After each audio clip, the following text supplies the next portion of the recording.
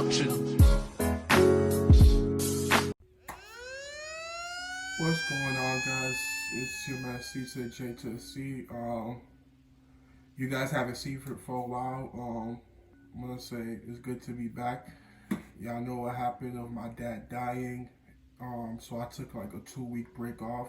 Haven't uploaded videos. Have seen counselors. Have read books of soul, and soul and my mental recovery. And those books have helped me a lot, especially people I've talked to. And through their talking, they always said that you doing your YouTube channel, it seems like you have fun with it, you enjoy yourself, and it's therapeutic for you. And this time, we don't feel like you should be away from it, but you should basically be doing more. So I decided to come back, took that 2 week mental break, and in 2 weeks it was hard. There was tears every day, but what I can say is that each day that goes by, every day gets better, and I'm blessed to see every day. I'm holding faith. I'm so strong. So I appreciate every single one of y'all that reached out to me, checked on me, and saw my last video. It was really a heartfelt video, which was a while back. That was in June. June we were consistent. May we were consistent. July started off, as you know, mourning and basically trying to recover. But we're back at it, and hopefully as I do these videos, I get back to my exciting, energetic self that you guys love and enjoy. Remember to hit the like, comment, tell me like what y'all missed and things like that. But it's good to be back. So today's story time, I have a one for you guys. So that's why I said, okay, what should I tell? It's gonna be about my dad. Yeah, I know I lost him on Father's Day, and yeah, but through his loss, like I always remember some great stories of my dad that I want to share with you guys so y'all can see the level of like who my dad was more, and also the love and tired relationship I had with him. So what was older, my dad was always a cheap person. He was cheap. When I tell you cheap, like $5, giving us $5 is too much for him. Like basically like giving us money for anything above more than $10 is too much. But he was always someone that loved being cheap and everything. Like I remember one time he said me and my brother to the marketplace so we could get basically juice. Now he wanted us to get 2 gallons of juice, and I was just like, okay, do you know, like when he wanted to get 2 gallons of juice, Topeco, y'all know Topeco juice, hopefully y'all do know, and in the store together, those was like $4 and change or $3 and change at best, and he gave us $1.25, and he said go to the supermarket and go basically get the juice, and me and my brother was just like, what? Like he said that doesn't cost. So I'll do a story time about that, but that's just give you an idea. Today's story time is basically how he used to be cheap about sending me and my brother to the barbershop. So my dad was never someone who basically advocated of going to a barbershop. He just felt like, why should I make somebody else touch my son's head and he shaved their head when I could do it myself? And when I tell you him doing himself, someone who doesn't know what he was doing. Like he didn't know what he was doing at all. Like it was embarrassing. It was embarrassing to the point where it's just like, what he does is basically he has like a dirty towel. Like every time you see him bring a chair in the back of the house. Remember, in the back of the house where the laundry was, there's an old apartment place, 86 Northeast. If y'all been watching my story times in the past, y'all see I made a lot of stories regarding Miami in 86 Northeast 50 Terrace. And basically, in the back of the house where the laundry's at, everything, he used to bring a chair out. Every time we brought a chair out, me and my brother run for our freedom. We basically tried to avoid it. We knew what time it was. We knew he was gonna be like, and that's when he'll say, "My son."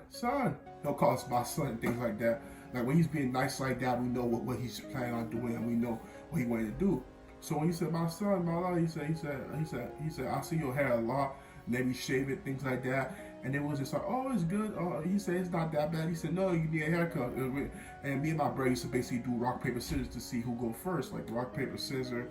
And it was just like, okay, like none of us wanted to go first because my dad was a professional barber. He didn't know how to cut hair, and he just basically wanted you to have hair just like him, bald, nothing.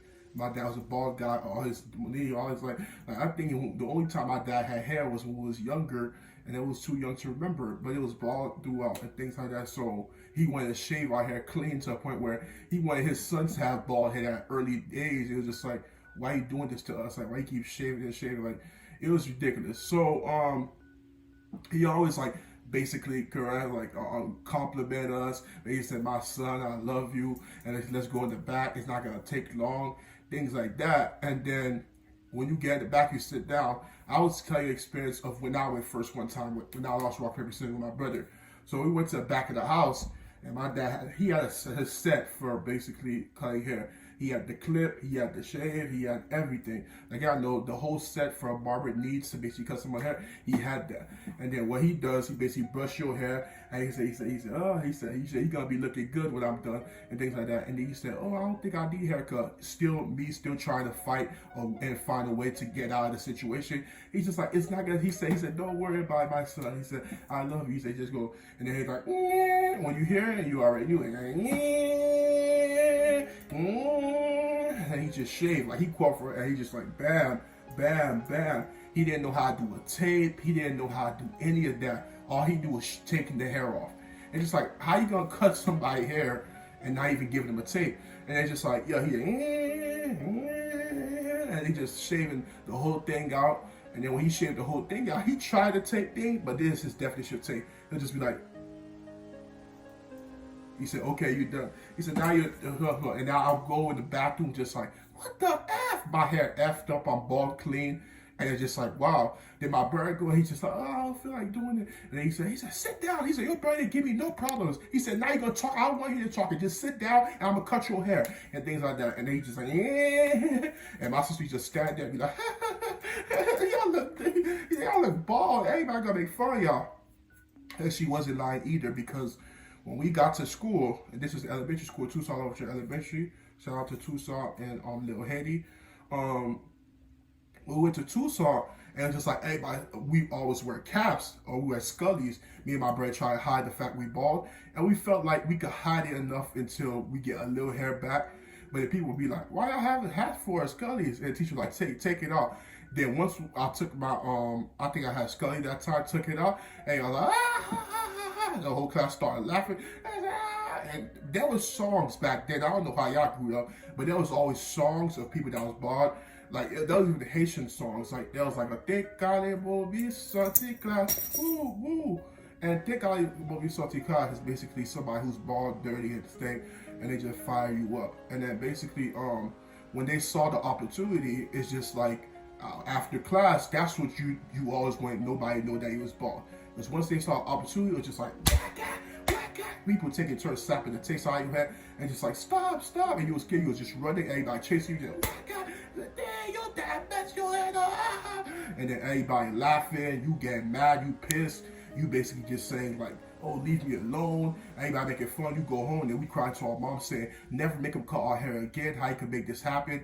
To make you remember, my mom works during those times. So in the afternoon when my mom worked, my dad did a lot of crazy stuff. If y'all saw my early story times, like my very few videos, I talked about how my dad used to make us go outside to save power, but the same outlet that basically is outside connects to our house, our basically room. So it's like taking electricity from us, but outside. So that's what my dad never got. But when he sent us outside, it's to play games, watch TV, just to save power, like he put in his word. And shaving our head just made the school embarrassed. Like everybody stopped our head. My brother had the same situation. People used to chase us home, and me and my brother running just so they can't slap our head or make fun of us more, things like that. Get home, like I said, tell mom, don't make that happen again. How can you let that happen? She's crying, like basically hugging us, saying, it's gonna be okay, your hair grow back. You know, like, everybody know we bald, so we can't hide it. And it's just like, you gotta accept everybody just clowning you.